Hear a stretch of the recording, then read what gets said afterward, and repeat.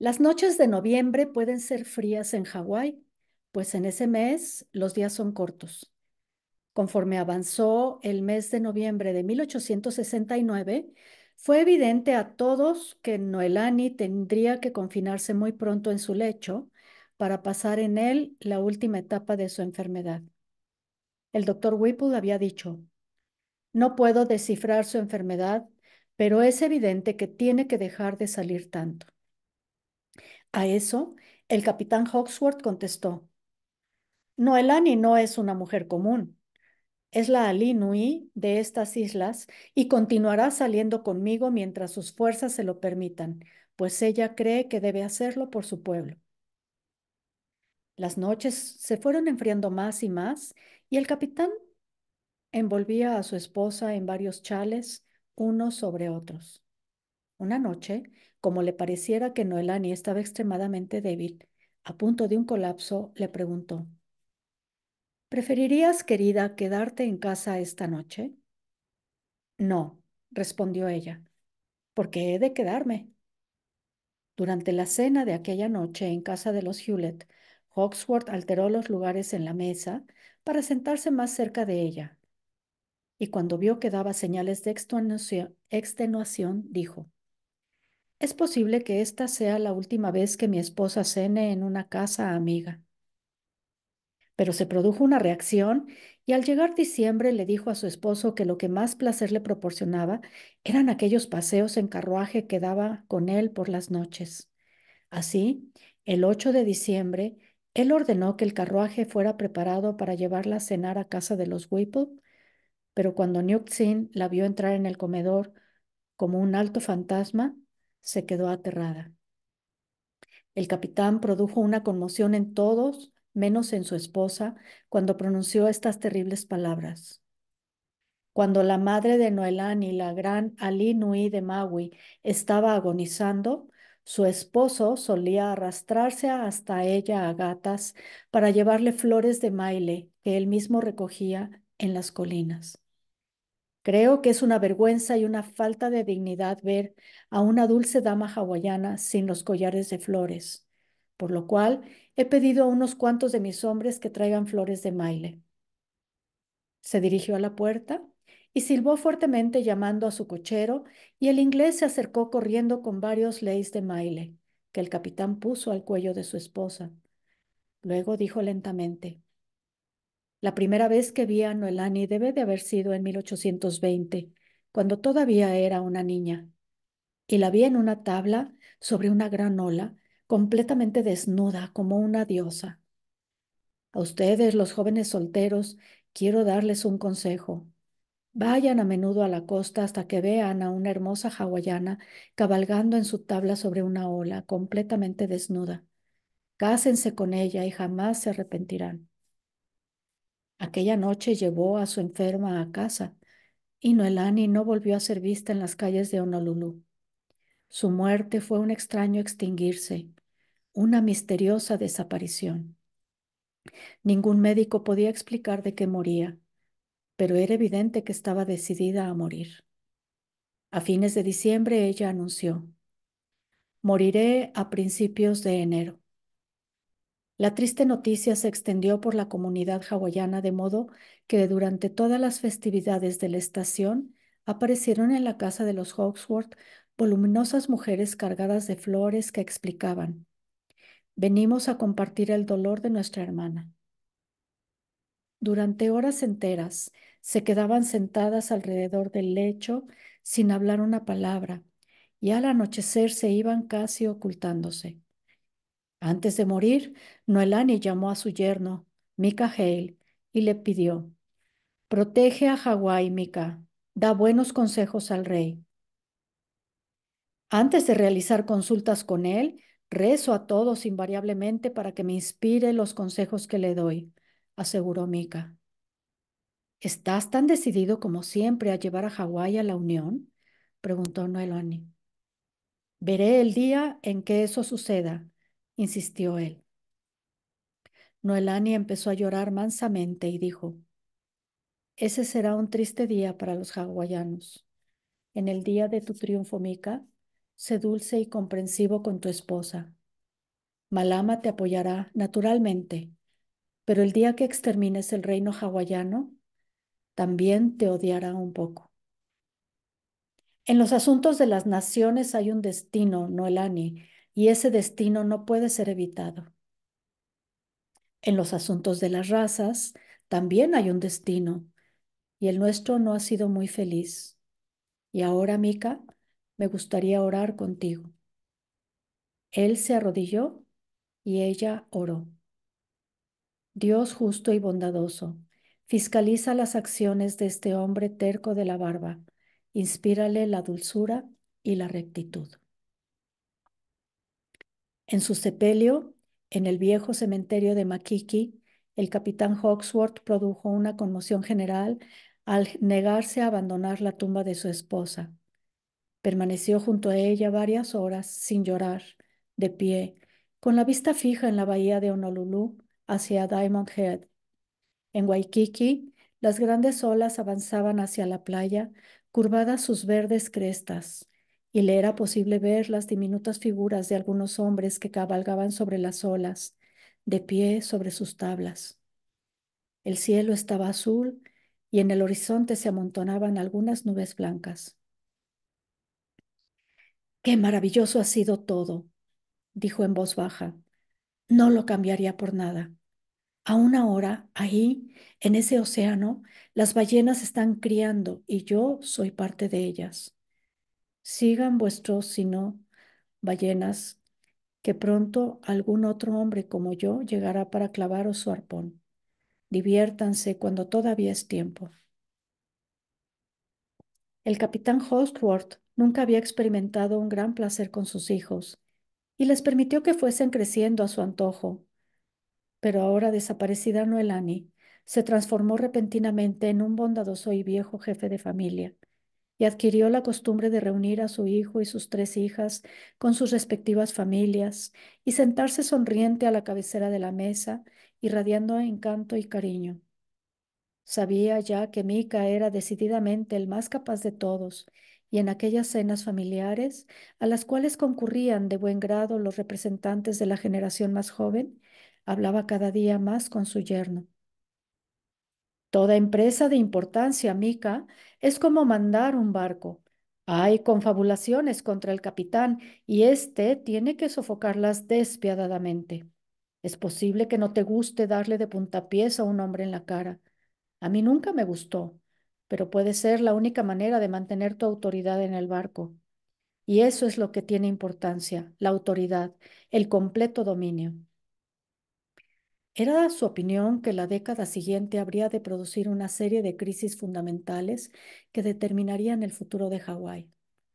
No te preocupen esos queridos pero obesos y viejos reyes, Mika. No tienen la menor importancia y deben ser mantenidos solamente para divertir al pueblo. Lo verdaderamente importante es la firma Hawksworth and Hale, igual que la Janderson Whipple, etc. Mika no estaba totalmente de acuerdo con él. Tenemos que solucionar el problema de esos reyes inútiles. Me enfurece verlos malgastar lo más sustancial de este reino y estoy más decidido que nunca a hacer algo. Mika, le reprochó el capitán, conténtate con hacer que H&H sea la compañía más poderosa del Pacífico y los reyes se cuidarán solos. Diablos, hijo, el verdadero rey, el único importante serás tú. No es destino de norteamericanos vivir a las órdenes de reyes, dijo Mika tercamente. Voy a decirte cuál es el destino de Norteamérica, gritó Hawksworth. Si Hawái prospera y gana dinero, Norteamérica descubrirá de pronto que somos parte de su destino. Pero si permites que las grandes firmas se vayan desmoronando, a Norteamérica no le importará absolutamente nada de nosotros. En aquellas discusiones con Mika, el viejo capitán tendía a ignorar a su inefectivo hijo Bromley, y cuando Mika argumentaba contra él en la cuestión del gobierno civil de Hawái, Hawksworth observó que entre los que escuchaban había una viva inteligencia que se equiparaba a la suya, y sin dirigirse directamente a él en persona, comenzó a disponer sus comentarios de manera que Whip, el nieto de 13 años, hijo de Bromley, pudiera entenderle.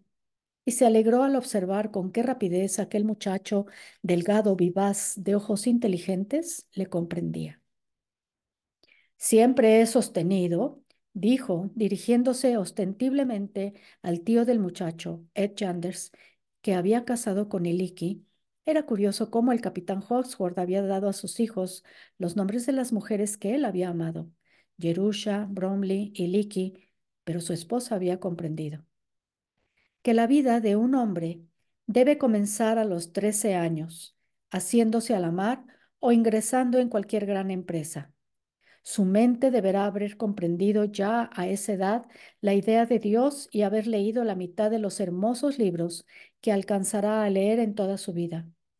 Cada minuto que se pierde después de los 13 años es una hora que se va irremisiblemente.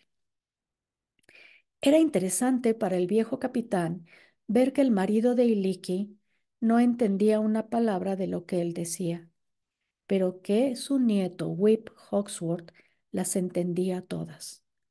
Por lo tanto, el capitán se acostumbró a llevar al niño consigo en sus paseos en coche por Honolulu, y aquel año la población se acostumbró también a ver al apuesto anciano capitán Hawksworth recorriendo las calles con su vivaz nieto, presentándolo ceremoniosamente a sus amigos y compañeros de negocios y explicándole las costumbres marítimas.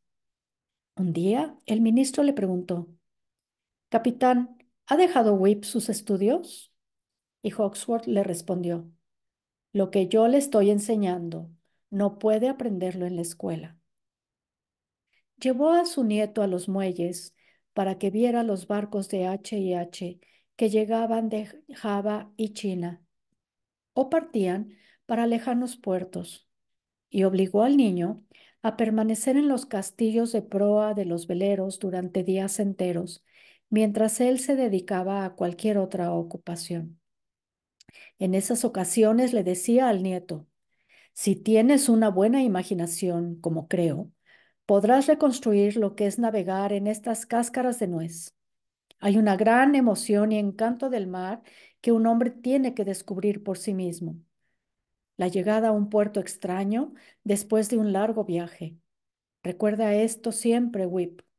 Viaja alrededor del mundo, visita las ciudades prohibidas y estúdialas a fondo. Algo así le dijo un día a bordo de un ballenero y agregó: las dos cosas más grandes del mundo son entrar en un puerto desconocido y pensar, esta ciudad será mía, y entrar en la bahía de una mujer desconocida y decir, puedo hacer que esta mujer sea mía. Whip, cuando yo haya muerto, no quiero que me recuerdes sentado en mi banco de la iglesia o en la cabecera de la mesa en una cena familiar, sino como realmente he sido. Un día dejó el coche en el muelle y avanzó hacia la parte oeste de Honolulu hasta que él y su nieto llegaron a un grupo de malolientes casas que se extendían en una verdadera telaraña de callejas. Esto es Iwilei, explicó el capitán, la calleja de las ratas en Iwilei. Y aquí yo soy el rey. Vengo muy a menudo. Llevó a su nieto a una choza oscura y miserable de aspecto, pero cuyo interior estaba bien iluminado y decorado con gusto. Un chino que traía a sus muchachas de Macao tenía a su cargo aquel antro, y al ver a Hawksworth le saludó deferentemente. El capitán le dijo: quiero ver todas las muchachas. Poco después, unas cuantas mujeres muy jóvenes se alineaban ante el viejo marino y su nieto, cubiertas solamente por batas de baño o batines, una chilena de Valparaíso, una italiana de Nápoles que había llegado a Honolulu en un ballenero, una irlandesa de Dublín que conocía al capitán Hawksworth y le dio un beso. A Whip le gustó y ella le sonrió. Dos chinas y una javanesa que tenía aspecto indiferente. ¿Cuál es la más joven de todas? Preguntó el capitán. Esa chinita, respondió el dueño del burdel. ¿Habla inglés? No, no lo necesita. Hoy sí es necesario, dijo Hawksworth. Sal a buscarme la muchacha más joven que puedas encontrar, pero que hable inglés. Quiero que le explique las cosas a mi nieto. Cuando el propietario salió para buscar por los antros de Iwilei, las muchachas chinas y las javanesas se retiraron, pero las otras, que hablaban inglés, se reunieron en torno al viejo marino y su nieto, admirando abiertamente a este último. ¿Qué edad tiene? Preguntó la agradable irlandesa. 13, respondió Hawksworth mientras echaba un brazo sobre los hombros de la muchacha. Y a los 13 años ya es hora de que un hombre sepa qué deliciosas son las mujeres. ¿Cuántos años tienes tú, Noreen? O mejor dicho, ¿cuántos tenías cuando descubriste que los hombres eran una linda diversión? 13, dijo la irlandesita sonriendo. ¿Y tú, Constanza? Yo tenía 12 y fue detrás de la Catedral de Nápoles. Yo tenía 14, dijo Hawksworth humilde, como si pidiera disculpas por tan imperdonable atraso. Y ocurrió en tu ciudad natal, Raquel. Por eso siempre he querido tanto a Valparaíso. Era grumete en un ballenero y espié a los marineros para ver a dónde iban. Entraron en una casa y yo entré detrás de ellos y dije, yo también. Todos se rieron mientras yo mostraba en la mano un montón de chelines que había conseguido ahorrar, pero en adelante me trataron con mucho más respeto. A ti te pasará lo mismo, Whip. No porque sepan que has estado aquí, porque eso tiene que ser un secreto entre tú y yo, sino porque tú sabrás algo que los otros no saben. Ese conocimiento es lo que convierte en hombres a los niños, mientras que los que no lo tienen siguen siendo chiquillos toda la vida. Temo que tus tíos y tu padre son chiquillos, pero yo quiero que tú seas todo un hombre. Volvió el chino con una muchacha de su raza y edad indefinida, pero aparentemente más joven que las otras. Vestía el clásico smock chino sobre unos pantalones blancos de pijama. Estaba descalza y llevaba los cabellos atados con una larga trenza. El muchacho la miró con franca curiosidad y cuando ella vio aquel rostro infantil, confuso pero al mismo tiempo anhelante, sonrió y dio unos pasos hacia él. Me gustaría enseñarle cosas, dijo. Whip sintió un momentáneo temor y aunque no retrocedió, tampoco avanzó valientemente hacia ella, por lo cual el abuelo puso un brazo sobre los hombros del nieto y otro sobre los de la pequeña China mientras decía, recuerda lo que te dije de los barcos que entran en puertos extraños. Cualquiera puede tener el valor suficiente para amar a una chica de su propia raza, mas para ser un verdadero hombre, Whip, tienes que mirar a los ojos de las chicas morenas, amarillas, negras que encuentres y decir, tú eres una mujer y eres mía. Porque lo que tiene que descubrir un hombre es que no se gana nada con amar a una mujer particular. Lo que uno persigue es la idea de la mujer. Bueno, ahora tienes que ser cariñoso con esta guapa chinita porque puede enseñarte los primeros pasos de ese gran descubrimiento. Empujó suavemente a los dos muchachos hacia el corredor que llevaba a las habitaciones interiores, y cuando desaparecieron cogidos de la mano, se volvió a la irlandesa y exclamó, ¡qué momento emocionante! Imagínate, la primera vez. La chinita llevó a Whip a una habitación y le enseñó el mobiliario mientras preguntaba, es bonito, ¿verdad? ¿Qué te parece? Muy bonito, respondió el chico tartamudeando a la vez que apretaba la mano de su compañera. Lentamente la chinita se despojó de su smock, sacándoselo por la cabeza y sonrió a Whip. Luego puso sus manos bajo los pequeños pechos y movió los hombros lentamente en un lento girar. Estos son para los hombres, dijo. Whip avanzó hacia ella, sacándole las manos de donde se hallaban y reemplazándolas con las suyas. El capitán Hawksworth se habrá alegrado en aquel momento de haber visto cuán poco tenía que enseñarle a su nieto, su ocasional compañera. Pero en otras cuestiones el muchacho necesitaba una guía. Era un chiquillo voluntarioso, cuyos antecedentes en la escuela no habían sido muy brillantes, y su abuelo lo sorprendió al insistir en que leyese voluminosos y difíciles libros. El capitán enseñó a su nieto la necesidad de obtener utilidad de todo cuanto comprendía su negocio, y sus principios comerciales eran muy simples. Si vas a vender algo, nunca regales muestras, que las paguen los muy canallas, y vigila constantemente a tus empleados, pues si no, te robarán hasta dejarte en la calle. Pero hubo una lección que el viejo capitán, todavía erguido como una lanza, machacó a su nieto sobre todas las otras. Vivir hasta los 70 años es una tremenda aventura. Tú tienes 13 ahora. Probablemente solo te quedarán 57 Navidades. Goza cada una de ellas como si supieras que es la última. Busca una muchacha y gózala, pero nunca la tomes a la ligera. Puedes acostarte con otra, pero tal vez sea la que siempre recordarás como la mejor de todas. Pero no seas un viejo antes de tiempo. No seas como tu padre y tus tíos. En aquel momento de la arenga de su abuelo, Whip hizo feliz al anciano al decir, me gustaría ver otra vez a esa chinita. A mí también, gritó el marino, e hizo enganchar el coche y llevó a su nieto a la calleja de las ratas de Willie, pero cuando llegaron no fue posible encontrar a la muchacha china, por lo cual Whip sonrió como aquella primera vez a la irlandesita, que era más corpulenta que él, pero el abuelo rugió riendo. No, no, Corinne es mía, y empujó a Raquel, la chilena, hacia el muchacho. Ella pareció tan contenta de que se lo hubiese elegido, que al quedarse a solas con Whip se lanzó a él como una leona, y él la imitó, dejándole una gran marca roja en la espalda, hasta que con un tempestuoso suspiro de puro gozo, ella lo atrajo hacia sí sobre el suelo y le enseñó cosas que ningún muchacho de su edad y muy pocos hombres de Honolulu sabían.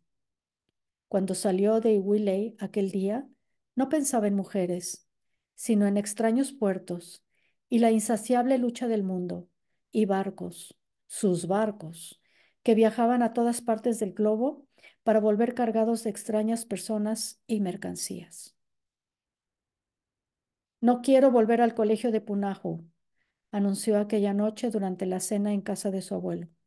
Quiero navegar, agregó muy resuelto. Lo harás, prometió el abuelo, pero aquella era una promesa muy difícil de cumplir, y por algún tiempo pareció que los estirados tíos, que no conocían a las alegres muchachas de Iwilei, saldrían triunfantes.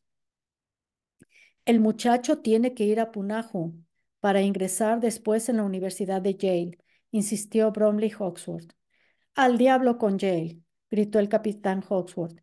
Esa universidad jamás ha hecho el menor bien a un hombre que no estuviese formado ya por sus propias experiencias. Tu hijo debe ir al mar, porque al mar está destinado. Tiene que educarse, prepararse para sus responsabilidades futuras en H&H, insistió Bromley. Escúchame, y escúchenme todos, que son como ciegos, gruñó el viejo ballenero. Este es precisamente mi propósito al enviarle al mar, darle la educación que le capacitará mejor y que necesita para que mañana dirija sus empresas con mayor eficiencia. Para velar por ustedes quiero mandarlo a navegar, porque tiene que haber alguien en este grupo que timoratos que haya desarrollado valor y una manera nueva y libre de ver las cosas. Y ya me estoy cansando de tanta discusión. El lugar donde adquirirá todas esas virtudes es Yale, dijo el barbudo Mika. No digas tonterías, exclamó el capitán. Tu maldito Yale solo puede producir exactamente la clase de hombre a que tú te refieres, en mayor cantidad que la que puede absorber el mercado. Pero un hombre de audacia, adiestrado y preparado en el mar, en el comercio y en rudas luchas. Se puso de pie y se alejó de la mesa. Ese hombre, Mika, no lo produce nadie en gran cantidad, porque no es un producto barato. Los tíos mantuvieron a Whip pocos menos que secuestrado por temor a que el viejo lobo de mar embarcase al muchacho en algunos de los numerosos barcos de carga de la firma H&H que partían periódicamente de Honolulu. Para desbaratar lo que sospechaban era el plan del capitán, se dispusieron a enviar a Whip de vuelta a Nueva Inglaterra, donde en un ambiente más tranquilo pudiera prepararse para Yale. Pero una mañana de marzo de 1870, el capitán Hawksworth descubrió el lugar donde se hallaba el muchacho y se dirigió allí a toda prisa en su coche. No bien vio a su nieto, le dijo, Pronto, Whip, no tenemos un instante que perder. ¿Para qué? Preguntó el mozalbete. Vas a embarcarte para Suez. Whip, que ya tenía casi 14 años, Era alto y fuerte, casi como un hombre. Sonrió a su abuelo y respondió, aquí no tengo ropa. Ven con la que tienes, apreciarás mejor la ropa si tienes que trabajar para comprarla. El coche los condujo rápidamente al muelle, donde Whip se dirigió automáticamente a un barco grande de H&H que parecía a punto de hacerse a la mar, pero su abuelo le tomó de un brazo y le preguntó despectivo, Whip, ¿crees que yo iba a enviarte en uno de mis barcos? No, muchacho, ese es el que te tomará como grumete. Y señaló un viejo ballenero de 3 mástiles construido en Salem, Massachusetts, y en lamentable estado de conservación.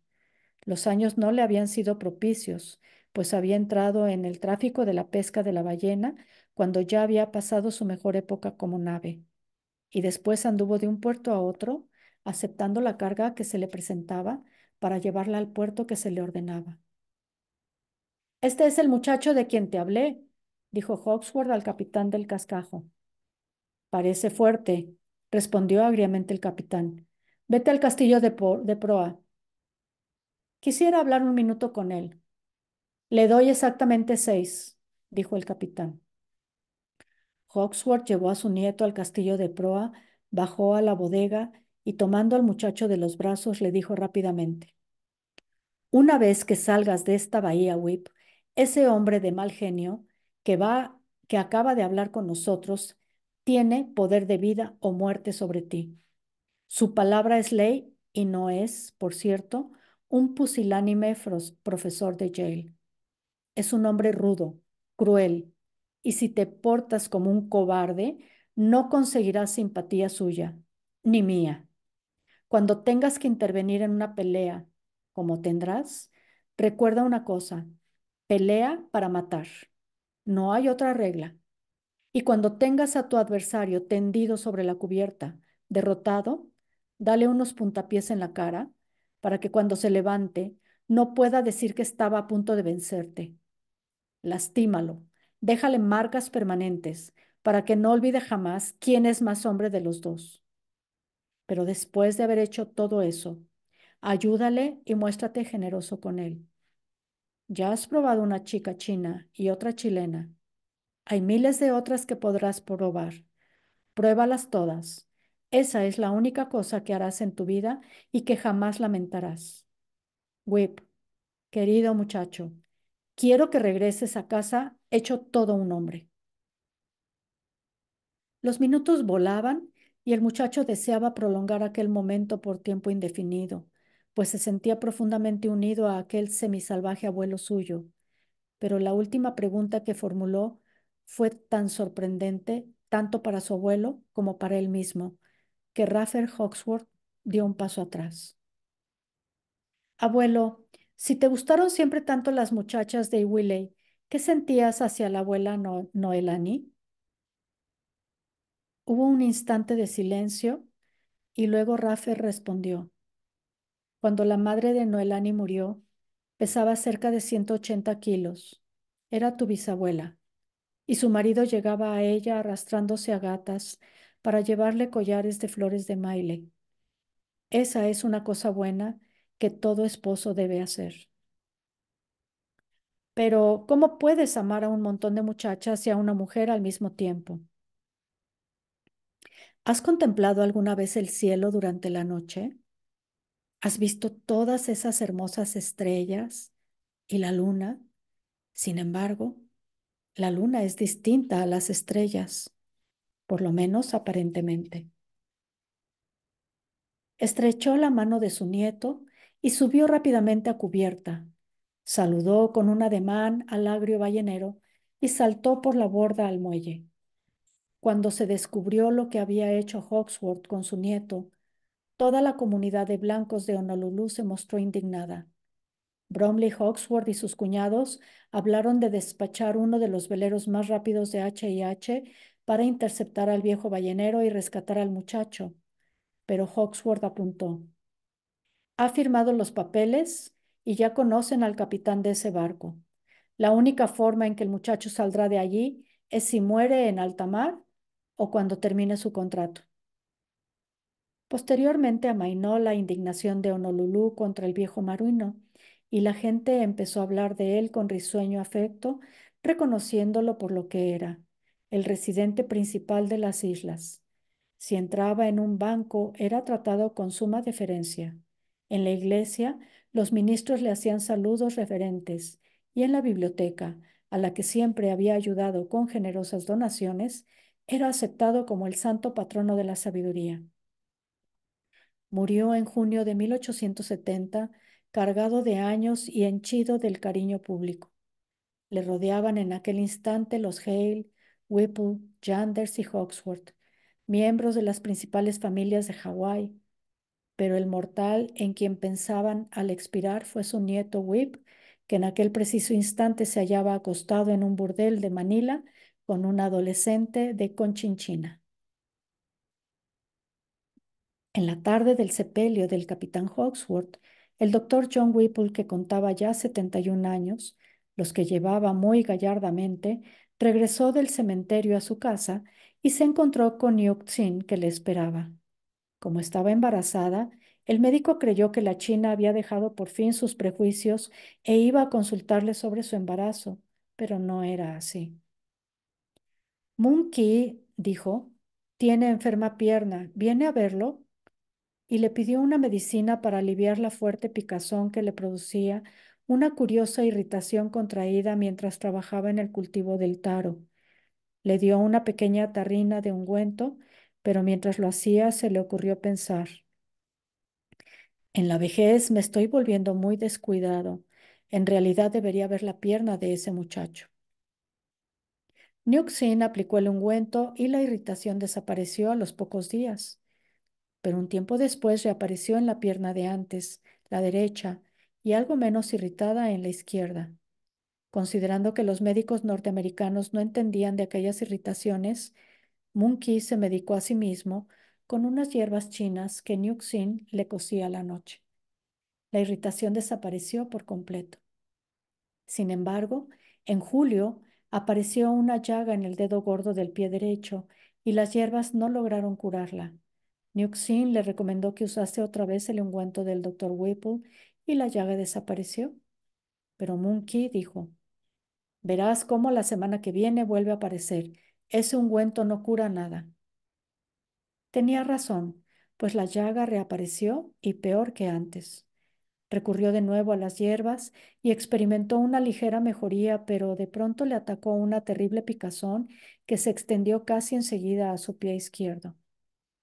Padre de Wu Chou, iré a ver al médico chino, le dijo Nioxin, y él asintió. El médico chino le dio unas hierbas con las cuales ocurrió lo mismo que con los anteriores remedios: un alivio momentáneo y reaparición de las llagas y la picazón. Volvieron al médico chino, que en realidad no era médico, sino un vulgar curandero, y al ver las llagas hizo un gesto grave. ¿Es lepra?, preguntó Monkey valientemente. Sí, es lepra, respondió el falso médico. ¡Oh, cielos, no!, clamó Monkey. ¿Qué debo hacer? No tiene por qué preocuparse, aseguró el curandero. Tengo un remedio infalible para la lepra. ¿Sí?, preguntó Monkey esperanzado. Pero Nioxin, que había estado observando al hombre, se dio cuenta de que mentía. Padre de Wu Chou, dijo, este hombre no tiene remedio alguno. Será mejor que vayamos enseguida a ver al doctor Whipple. Espera, tal vez las hierbas me curen, rogó Monkey. No tema, le curarán, insistió el falso médico, y el matrimonio se fue a su casa con el paquete que contenía las hierbas. Pero ahora eran una pareja distinta, pues los callados temores que les asaltaban al ir eran ahora una incertidumbre. Monkey estaba leproso y la ley decía severamente que tenía que entregarse a las autoridades para ser desterrado por el resto de su vida en una lóbrega isla de leprosos. Él era distinto de todos los demás hombres, pues estaba irremediablemente condenado a morir del más espantoso mal conocido por la humanidad. Sus dedos de los pies y manos se irían cayendo roídos por la enfermedad. Su cuerpo se pudriría en vida y desde larga distancia se percibiría el hedor de la putrefacción. Su cara se deformaría, La piel se tornaría peluda y gruesa como la de un animal, y sus ojos se cubrirían de una película que no les permitiría ver. Se le caería la nariz y se despedazarían sus labios, hasta que por fin, sin figura de ser humano, moriría en horrible agonía. Era un leproso. Tales eran los pensamientos del infortunado Monkey aquel caluroso día de julio de 1870, cuando caminaba aturdido y mentalmente angustiado de regreso de Willey. Su esposa, que caminaba a su lado, con aquellos dedos condenados a desaparecer cariñosamente envueltos en su mano, tuvo un pensamiento mucho más simple. Me quedaré con él, y si tiene que morir en las montañas, yo lo ocultaré y permaneceré a su lado. Y si es hallado y se le envía a la isla de los leprosos, allí iré yo también. Aquel pensamiento la alivió, y ni un solo instante de los meses que siguieron pudo pensar de otra manera. Cuando llevó a su aturdido compañero a la cocina en la residencia de los Whipple, cumplió exactamente lo que el falso médico chino le había recomendado. Coció las malolientes hierbas e hizo que Monkey bebiera aquel apestoso caldo. Luego lo acostó y cocinó la cena de la familia, sirviéndola ella misma. Monkey no está bien, explicó en el espacioso comedor. ¿Quiere que lo vea? Preguntó el doctor. No, gracias. Pronto estará bien. Tuvo que mantener a su marido oculto, pues aquel año se habían extremado las medidas de vigilancia contra los leprosos y alrededor de 160 fueron enviados a la isla Lazareto, separándolos perpetuamente de la sociedad para que muriesen allí lenta y aterradoramente.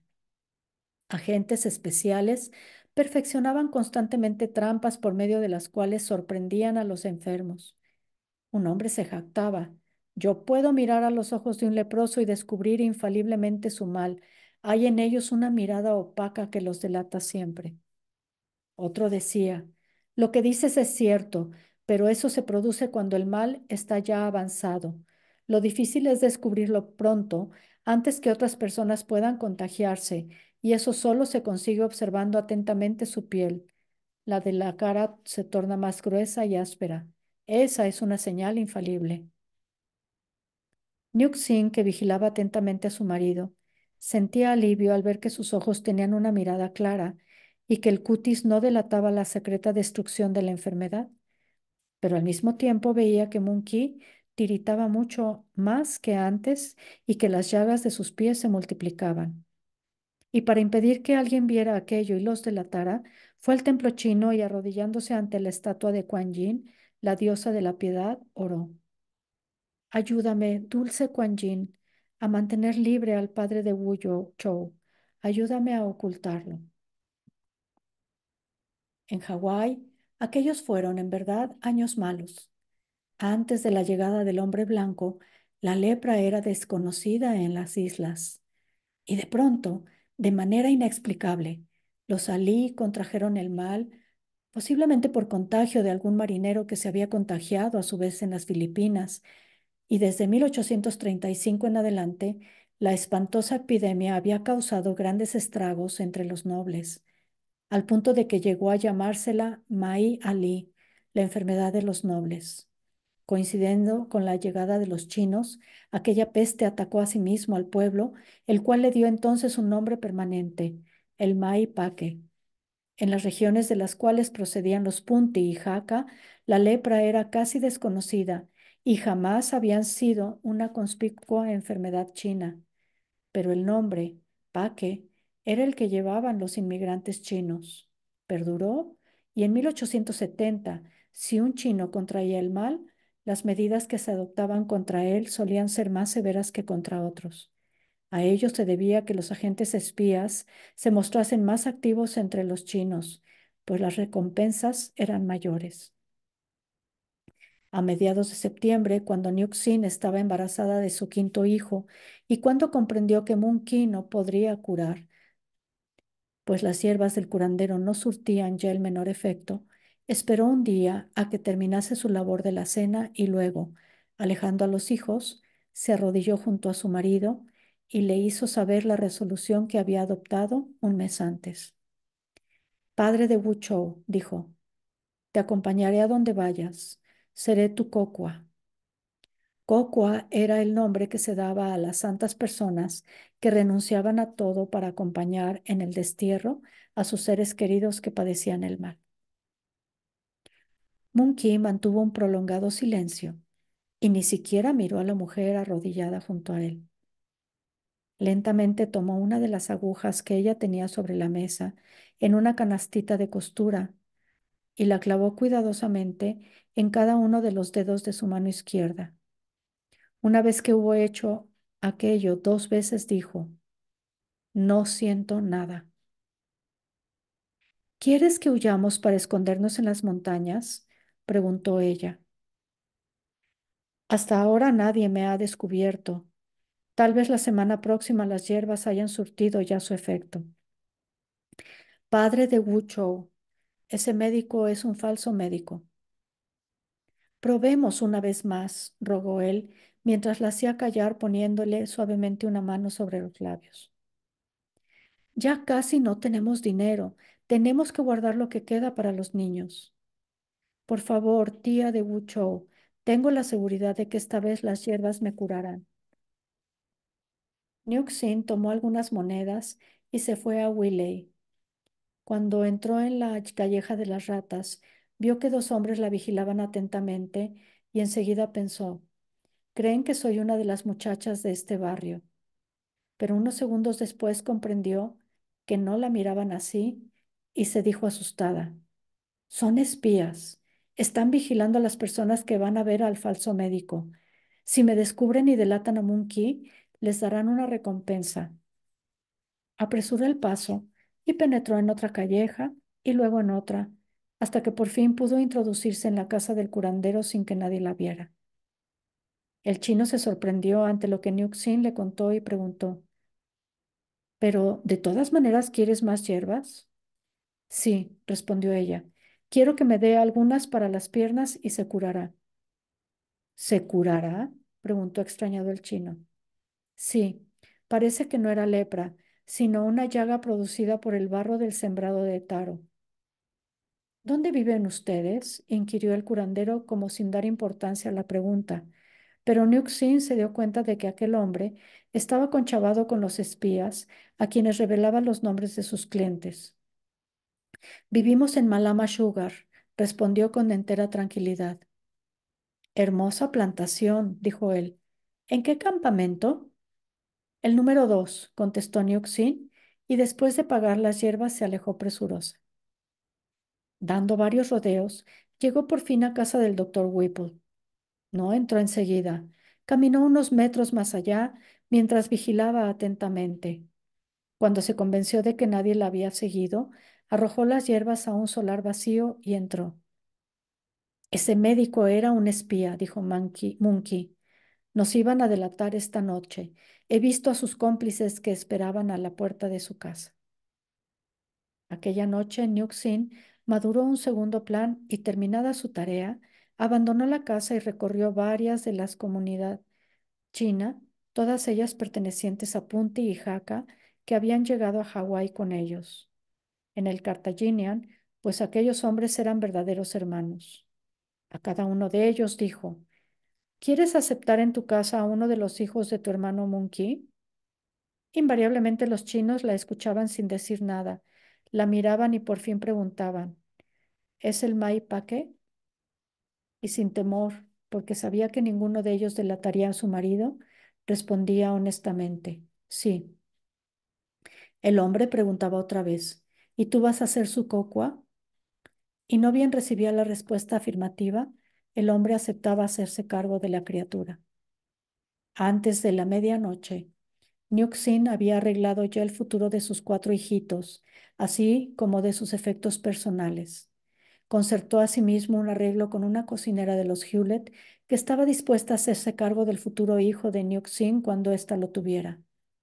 Por lo tanto, cuando regresaba junto a su marido estaba bastante aliviada de su pena, pero cuando llegó a la casa, vio luz en la choza donde vivía con Monkey y corrió a donde creía que su esposo dormía.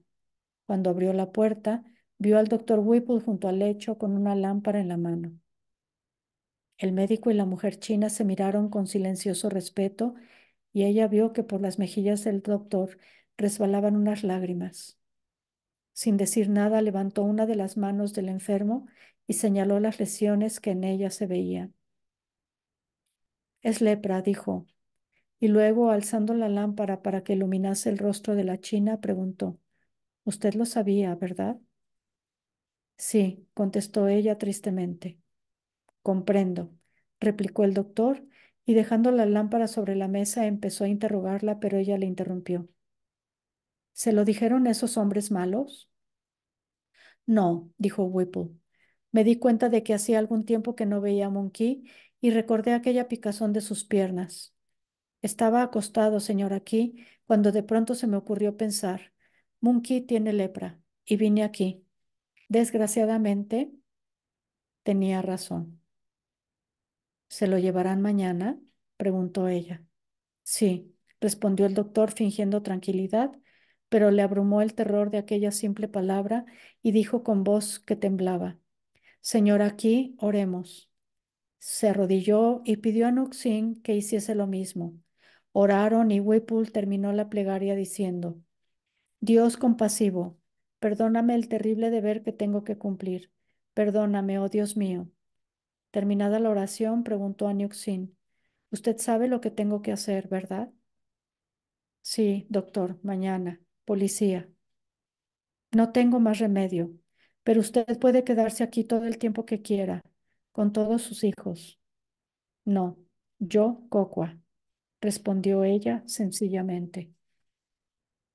Debía adivinarlo, dijo él, y volvió el rostro para enjugarse las lágrimas. Después de unos instantes preguntó, Veamos, ¿qué podemos hacer con los niños? Esta noche lo arreglé todo, doctor, y le reveló las visitas que había hecho, dándole los nombres de las personas que se harían cargo de sus hijitos. Por fin preguntó otra vez, ¿Mañana, policía? Sí, Newxin, lo siento mucho, pero tengo que hacerlo. Dios sabe que tengo que hacerlo. Lo sé, doctor. Hace mucho le dije a mi marido, veamos a la policía, pero teníamos esperanza. Dios perdona siempre a quienes la tienen, contestó el anciano médico. No bien se hubo retirado, Monkey se levantó de la cama lleno de energía. Huiremos a las montañas, dijo. La policía no nos encontrará aquí. ¿Qué comeremos? Preguntó ella. Llevaremos alimentos, explicó Monkey con gran excitación. En aquel instante tenía visiones de una vida libre en las montañas. Él y Nixon no trabajarían para nadie y tal vez hasta que aquellas llagas suyas desaparecerían. Date prisa, exclamó. Tenemos que estar lejos cuando llegue la policía. Nixon miró incrédula a su marido. ¿Cómo podía esperar perderse en las montañas cuando la policía le seguiría la pista antes de 6 horas y teniendo en cuenta que toda persona que los viese por las sendas los delataría enseguida? Aquello era ridículo, insensato, tan poco práctico como confiar en las hierbas de aquel curandero canalla, y estaba a punto de decírselo así a Moon King, pero de pronto vio a su quijotesco marido bajo una nueva luz. Un hombre que podía ser muy sabio y al minuto siguiente muy estúpido. Era un ser humano que amaba a los niños y a los ancianos, pero que a menudo se olvidaba de los de su propia edad. Era un jugador jovial, versátil, siempre pletórico de esperanza. Había esperado que el curandero lo sanaría. Ahora esperaba que de alguna manera los bosques lo ocultarían. Pero sobre todas las cosas, Monkey era su hombre.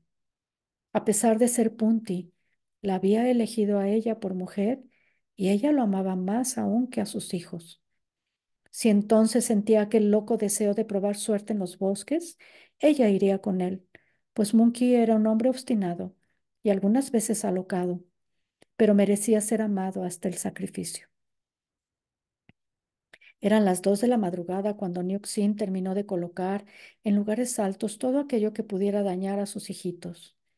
Luego fue al rincón donde dormían y arregló todas sus ropitas de manera que por la mañana, cuando viniesen a recogerlos, estuviesen presentables. Luego tomó de la mano a su marido y le condujo hasta la puerta de la casa y de allí hacia las montañas de la isla. Pero no partieron inadvertidos, pues el doctor Whipple, desvelado, había estado vigilando la choza de sus servidores, sospechando que el matrimonio intentaría huir. Cuando su sospecha se confirmó y vio a la pequeña mujercita china conduciendo abnegadamente de la mano a su marido hacia las montañas, no tuvo el valor de detenerlos o dar la voz de alarma.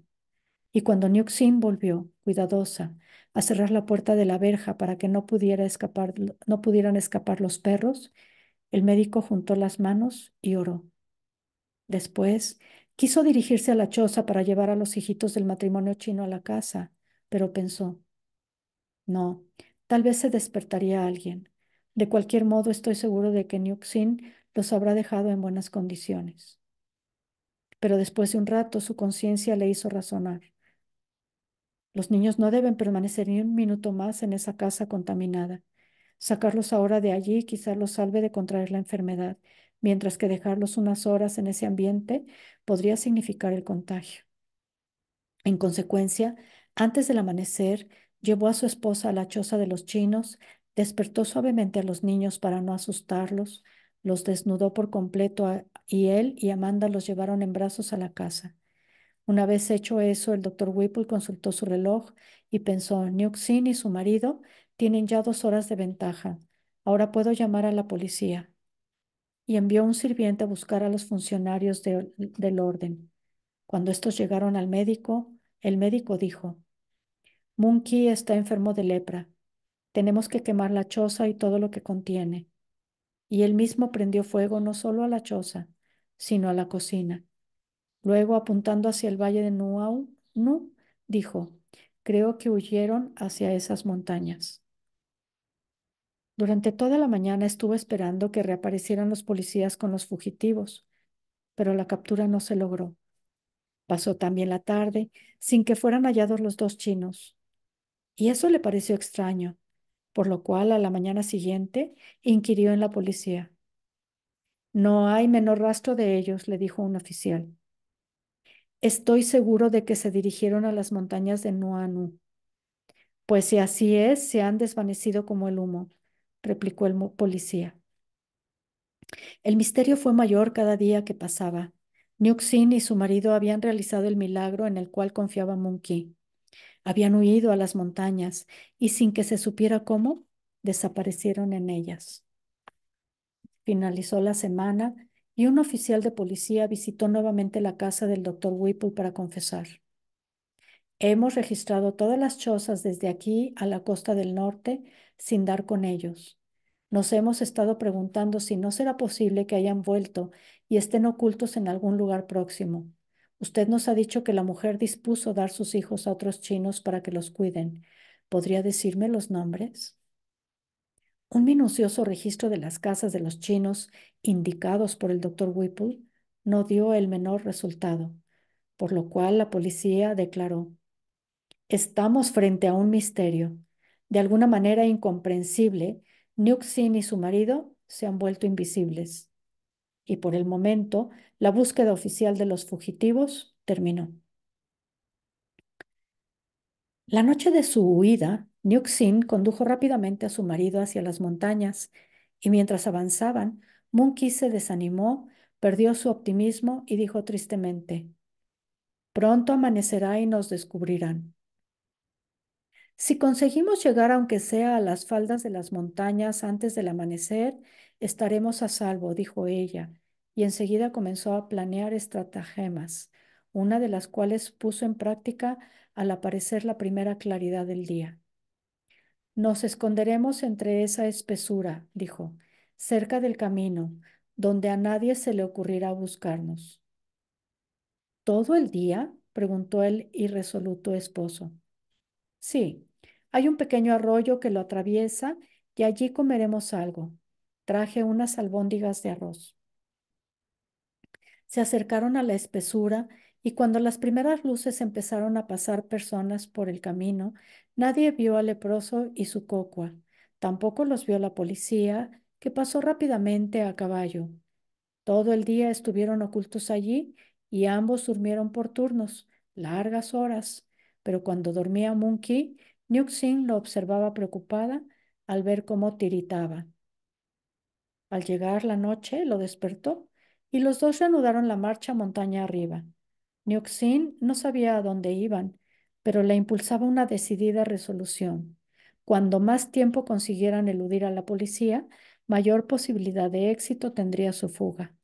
Tenían hambre y frío y estaban débiles, pero siguieron la marcha y de esa manera evitaron la captura durante 3 días. No tengo fuerzas para seguir, exclamó con cierto momento el extenuado Monkey. Te prestaré mis hombros, respondió Nuxin. Aquella noche, colgado de los hombros de su mujer, pero caminando cuando podía, avanzaron algo hacia su objetivo desconocido. Sin embargo, era cruelmente evidente que esa era la última noche que Monkey podría resistir el esfuerzo. Por ello, al llegar la mañana, su esposa lo tendió en un pequeño y oculto barranco, le lavó la cara con agua de un arroyuelo y partió en busca de alimentos. Ese día llovió, y mientras Nioxin chapoteaba en el barro por la montaña, recogiendo raíces comestibles, su marido, tendido en tierra, estaba empapado y tiritando violentamente. Fue aquella una noche horrible, de hambre y frío, y Monkey decidió en secreto que en cuanto amaneciera saldría al camino para entregarse a la policía. Pero Nioxin tenía otros planes, y un poco antes del amanecer dijo a su marido que tiritaba cada vez más. Padre de Wucho, quédate aquí y te prometo que regresaré pronto con alimentos y ayuda. Vio con desaliento que la lluvia persistiría aquel día, pero le pidió que no se desanimase, pues volvería enseguida. Ocultándose con cuidado entre los árboles paralelos al camino, buscó alguna senda y al cabo de un rato encontró una bien trillada, por la cual avanzó unos centenares de metros hasta llegar a un claro en medio del cual se levantaba una ruinosa choza de paja. Junto a la puerta de la misma, sentada en una silla, estaba una enorme mujer hawaiana. Cautelosamente, pero con confianza, Nioxin llegó hasta ella para explicarle el motivo de su visita. Pero antes que pudiera decir una palabra, la voluminosa hawaiana preguntó: ¿Es usted una china que tiene mai paque? No, es mi marido que está oculto en el barranco, respondió Nioxin en su hawaiano vacilante. La mujer comenzó a moverse en su silla mientras lamentaba: Ahue, ahue, es tan terrible ese mal. Luego miró a Nioxin y añadió: Desde hace 3 días la policía viene siempre aquí buscándolos. ¿No podía hacernos el favor de darnos algo de comer?, rogó Nioxin. Naturalmente, exclamó la mujer, pero no tenemos mucho. Kimo, llamó de pronto, y de la choza salió un hombretón hawaiano, gordo, que se movía perezosamente. Estaba desnudo de la cintura arriba y vestía un pantalón de marinero roto en numerosos sitios y atado en la cintura con una cuerda. ¿Qué quieres, Apiquela?, preguntó. El enfermo de Maipa que está oculto en el barranco, explicó Apiquela. Hace 3 días que no come. Le llevaremos alimentos enseguida, dijo Kimo, y corrió a la choza, de la que salió poco después con una gran hoja de té llena de poi, pan vegetal, unos grandes pedazos de coco y bananas. No tenemos arroz, dijo, como disculpándose. Le llevaré esto a mi marido, dijo Nioxin. Yo la acompañaré, respondió Kimo. No es necesario, protestó la china, pues no quería complicar a aquella buena gente ante la policía. ¿Y entonces cómo va a traerlo aquí?, preguntó el gigante hawaiano. Nioxin no podía creer lo que oía. Sin mirar a Kimo, respondió dulcemente: Entonces, ¿me permiten ustedes que por unos días lo oculte aquí? Claro, rió Apiquela, moviéndose más agitadamente en su silla. Kimo envolvió los alimentos y dijo: Guíame hasta donde está tu marido. Pero Apiquela le interrumpió para decir: No, Kimo, iré yo. Si la policía anda por aquí cerca, será mejor que sea a mí a quien interroguen, porque puedo decir que me dirijo al trabajo, y si vienen, Parecerá menos sospechoso que te vean acostado como de costumbre. Kimo se metió de nuevo en la choza y a Piqué le agregó: parecería más razonable todavía si llevo 2 collares de maile al cuello. Entre y pídale a Kimo que se los dé. Y una vez que la voluminosa mujer se hubo colocado las hojas de maile en torno al cuello, partieron. Aquella estrategia dio resultado, pues cuando Apiquela llegó al camino, mientras Niuxin la seguía paralelamente por entre los árboles, pasaron varios policías a caballo y le preguntaron: ¿vio a los leprosos chinos? No, respondió Apiquela blandamente. Si los ve, salga enseguida al camino y avise. ¿Y qué hace tan temprano fuera de su casa? Inquirió uno de los policías.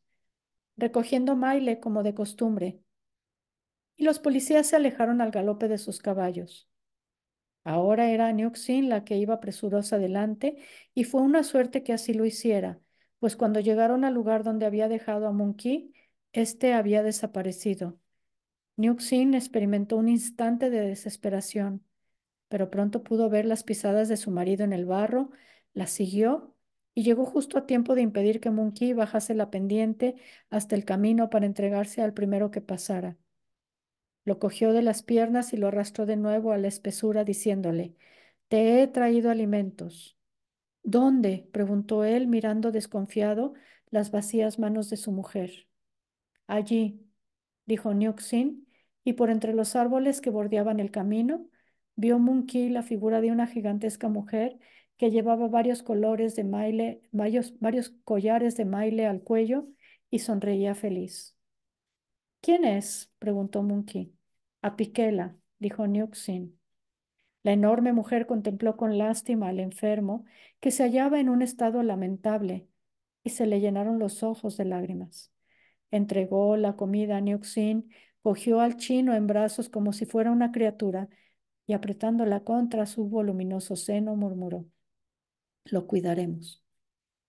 Durante cerca de un mes, Apiquela y su marido Kimo tuvieron oculto al matrimonio chino, compartiendo con sus protegidos las escasas provisiones de que disponían.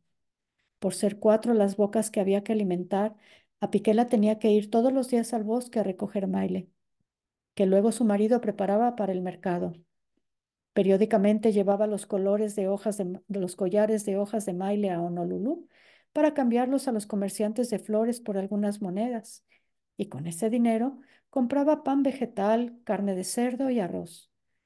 Puesto que los hawaianos rara vez comían arroz, aquellas compras provocaron comentarios que Kimo rechazó diciendo: cambio de régimen, ahora comeré arroz para ver si llego a ser inteligente como los chinos. ¿Cuánto tiempo podremos permanecer aquí? Preguntó Niuxin una noche a sus protectores. Hasta que muera su marido. Si muere, dijo Apiquela resueltamente. Y así vivieron otra semana. Pero un espía de Honolulu, comerciante de uno de los negocios donde compraba Kimo, razonó. Kimo no vendió nunca tal cantidad de collares de maile y jamás compró arroz. Tiene que ser él quien oculta a los 2 chinos que busca la policía. Y el hombre corrió a denunciar el hecho. De este modo, aquella tarde la policía cercó disimuladamente la casa de Apiquela y Kimo. Cuando avanzaron por el claro, Niuxin tomó un palo y quiso defender a su marido, mientras la voluminosa Apiquela forcejeaba con uno de los policías y Kimo gritaba: ¿quién ha sido el canalla que nos delató? Pero el débil Monkey, tiritando, salió de la choza de paja y se entregó. La policía estaba tan satisfecha de haber capturado a los 2 fugitivos que inmediatamente se los llevó. Cuando el doctor Whipple se enteró de que sus sirvientes chinos habían sido arrestados, corrió al lugar donde eran concentrados los leprosos para su posterior envío a la isla Lazareto, y una vez allí buscó al matrimonio. Ojalá hubieran escapado, les dijo. Siento mucho verles aquí. ¿Han llevado nuestros hijos a sus nuevas casas? Preguntó Niuxin. ¿Está usted decidida a ir como cocua de su esposo? Inquirió a su vez el doctor. Sí, usted está en libertad para salir de aquí si lo desea, hasta que zarpe el barco. La llevó a su casa y le mostró a los niños que estaban muy contentos con sus ropitas norteamericanas. Ella rió al verlos, pero luego dijo, no parecen chinos, y los tomó de las manos y dijo que los llevaría a sus nuevos hogares. Pero el doctor Whipple los hizo subir a su carruaje y partieron a su desagradable misión. Cumplida ya esta, cuando regresaban al lugar de concentración de los leprosos, el doctor condujo su carruaje por la calle Nuanu y de ella pasó al valle del mismo nombre, donde estaba situado el campo que había regalado a Niuxin. Colocó unas piedras de las cuatro esquinas en las cuatro esquinas del terreno y aseguró a la abnegada mujer: Señora, aquí he registrado este pequeño campo a su nombre y pagué todos los impuestos. Cuando fallezca su esposo, porque desgraciadamente no puede vivir mucho tiempo, vuelva aquí y construya una pequeña quinta. Así podrá volver a tener a sus hijos consigo. Desde el coche, Sin contempló el campo y le pareció hermosísimo. Lo recordaré siempre, dijo en su vacilante hawaiano. Pero cuando el doctor y ella iban a regresar al centro de la ciudad, vio que se acercaban dos gigantescos hawaianos que al ver a la china en el coche exclamaron: Un momento, hemos venido a buscar a sus hijitos. Corrieron hacia el coche y tomaron las manos de su amiga. Usted tiene que permitirnos que cuidemos a sus hijitos, rogó a Piquela. Es que ustedes tienen una casa tan chica, dijo Nixon. Es suficientemente grande para los niños, exclamó Apiquela, abriendo sus brazos como para dar la impresión del tamaño de su vivienda. Le ruego, Paque Wajine, ¿nos los dejará? Nixon meditó un instante y lamentó que Monkey no estuviera con ella para ayudarla a decidir, pero de pronto tuvo la seguridad de que él aprobaría su decisión. Les dejaré a mis hijitos, dijo, y pidió al doctor Whipple que la llevase de nuevo a las casas de sus amigos chinos, a quienes explicó: será mejor de esta manera, porque Apiquela y Kimo podrán tener todos los niños juntos, pero confío en que ustedes, por afecto a mi marido, podrán darle un poco de dinero a ese matrimonio de cuando en cuando. ¿Dinero para mantener a los niños?, preguntó Apiquela con asombro. Y Xin pensó cuán extraño era que familias chinas con buenos empleos o casas de comercio encontraran dificultades para recoger a una criatura extraña, mientras aquel matrimonio hawaiano, que nada poseía, no oponía dificultad alguna para recoger cuatro, e incluso pedía que se le permitiera hacerlo como un favor. Por fin vio a sus hijitos que se alejaban, uno en brazos de Apiquela, otro en los de Quimo, y los dos restantes saltando y correteando junto al matrimonio.